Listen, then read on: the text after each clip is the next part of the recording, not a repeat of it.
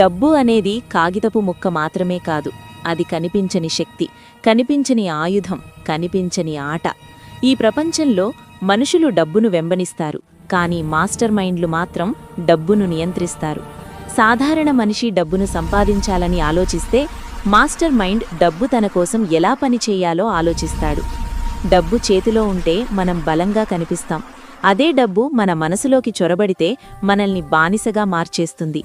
డబ్బు మాట్లాడదు, కానీ నిర్ణయాలు తీసుకుంటుంది. డబ్బు కనిపించదు, కానీ భవిష్యత్తును మార్చేస్తుంది. డబ్బు ప్రేమను కొనలేకపోవచ్చు, కానీ ప్రేమను పరీక్షిస్తుంది. డబ్బు నిజాయితీని చూపించకపోవచ్చు, కానీ మనిషి అసలైన స్వరూపాన్ని బయటపెడుతుంది. మాస్టర్ మైండ్లు ఇలా ఆలోచిస్తారు: డబ్బు ఎక్కువ ఉంటే ప్రపంచం నన్ను గౌరవించదు, అప్రమత్తంగా ఉంటుంది.